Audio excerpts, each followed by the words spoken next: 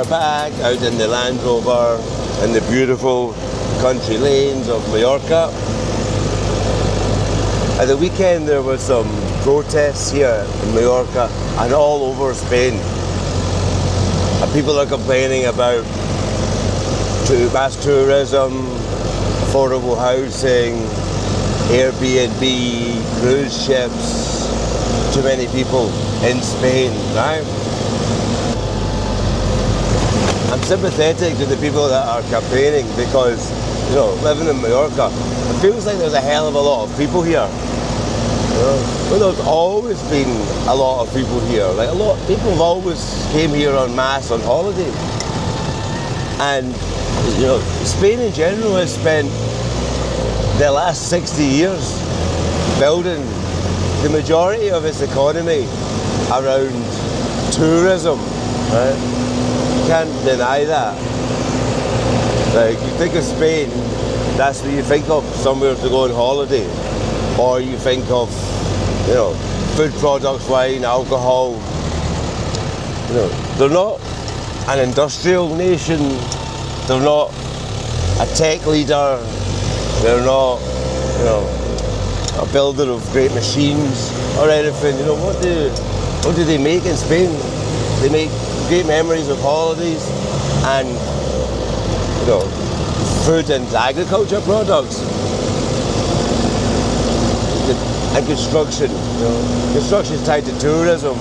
You know, they make a lot of construction products and they do a lot of construction. But not like any brands. What brands, you know, of Spain? Okay, there's like some fashion brands, but none of that fashion is actually made in Spain. In Mallorca we have a couple of shoe factories, but, you know, none of this fashion actually comes from here, really. So, you know, that's what you've built your economy on, and now you're like complaining, oh, there's too many people. I think there are some solutions. There's some good solutions, right? Here in Mallorca, let's not get into like the houses and stuff right now, but here in Mallorca, there are too many hire cars, right? There's just, people used to come on holiday and they wouldn't hire a car. You know, they would get the bus to their hotel, and walk around, go on some sightseeing trips, but they don't hire, every single person didn't hire a car. Now, the sheer number of hire cars is just, seems ridiculous to me. And the wastefulness of hire cars as how much of the time is a hire car parked up for compared to being used? It's massive, right? So it's a really resource, space intensive business with little value to the people. It's good for the hire car companies. You hire a car and it spends most of its time parked up. Really?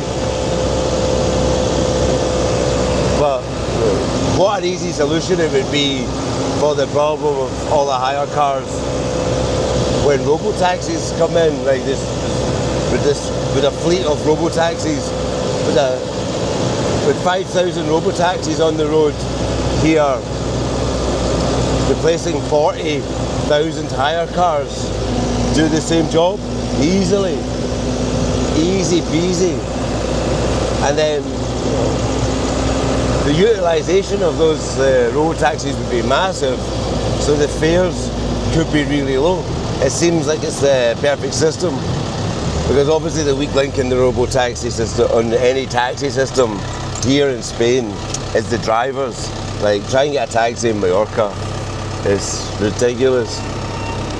We have Uber, but it's limited something ridiculous. Like, you can have one Uber for every 30 taxis, and try and get a taxi here. Right? Or, I understand why people hire cars, because if I was coming here for 4 days, it would probably be cheaper for me to hire a car for 4 days than it would be to get a taxi from the airport to my house and back, you know?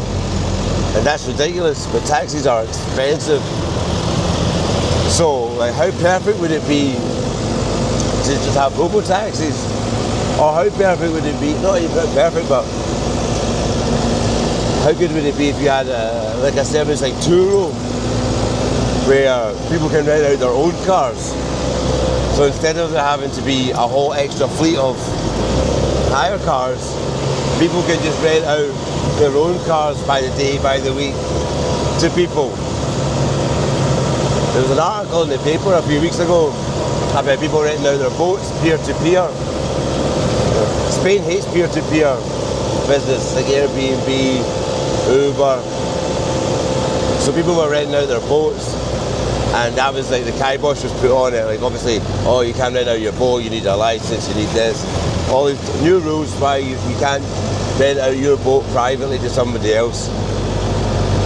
And in the article, the guy who's in charge of transportation or the Chamber of Commerce or whatever, he actually said, like making out like how ridiculous the idea of that people could just independently rent out their things to somebody else. He says, you know, imagine being able to just rent your own car out to any person. It's like, that's ridiculous, it could never happen. It's like, that's a business, that's a successful business. That's a business you can do in France, that's a business you can do in Britain, that's a business you can do in America. In many places it's called Turo, it's an app and it's a business. It's not like beyond the realms of like understanding. But he's like, no, oh no, imagine that, ha ha ha. It's like, ha ha ha. That's like a really great way to ease the congestion we have here on the island. You know? Peer-to-peer car lending, or honestly, I just see here as like a perfect place. It doesn't need to be Tesla Robotaxis, it could be Waymo, it could be whoever. But the idea of just like a fleet of autonomous vehicles driving around, they can pick people up and drop people off. Because people driving hire cars also drive like shit. They don't know where they're going, they're driving around, where are we going, where are we going? They're driving on the wrong side of the road. Oh, I'm not used to just driving on the wrong side of the road. They sit on the outside of the motorway at fucking 60 kilometres an hour. It's terrible. Why you come on here? This is another thing in small back roads, is that people really don't understand. People really don't understand how to work really small roads. That was a nice gentleman just told me that the police are up ahead, so the police are always right here. As I say, I've just passed one control of two motorbikes, and then I'm about to pass another control of cars, so I better turn the camera off. Okay, so we are back in the workshop. That was a little bit of a carry-on. I got stopped in the police control. They were very nice, Guardia Civil, breathalyzed me. Obviously past that, I don't drink. But I didn't have my driving licence on me, so I had to sit and wait for them to finish doing their checkpoint, and then they came with me, followed me here so that I could show them my driving licence, which is like pretty much a waste of everybody's half an hour. But it was done, they were very nice. They were very polite. They said I had good Spanish, my Castellano was good, but so they were liars, right? Also, but they said that I had good Spanish, which is kind of funny. But back onto hire cars, right? I'm actually back in the office now, so I had a look at the number of hire cars on the road in Mallorca, and there are around 100,000 rental vehicles in Mallorca on peak season, right? How much time do those cars actually spend driving anywhere to anybody anywhere? How much time are those cars just parked up and taking up space on the island, right? Before we get anything, I'm all for cars, right? I'm like a car person. But I'm just not for having 100,000 hire cars on the island. Like, that doesn't make any sense. Like, go on your holidays and just enjoy where you are. Don't get a hire car and drive around everywhere. Like, we have a giant bus network. We have a bus system to take you to your resorts and stuff. Like, I understand if you're staying in a villa, but, you know, there's too many hire cars is a bigger problem than Airbnbs, you know? Like, people aren't renting low-cost accommodation, stealing low-cost accommodation from people. You know, there's other reasons why there's no accommodation, like bad planning, massive increase in population, not from, like, realistically people renting holiday accommodation or even cruise ships. The people on cruise ships aren't bringing hire cars. Hire cars, to me, seem like the biggest problem we have on the island. Like, imagine having 100,000 extra cars just roaming the roads, or not even roaming the roads, just parked up, taking up all the space, right? This is the problem.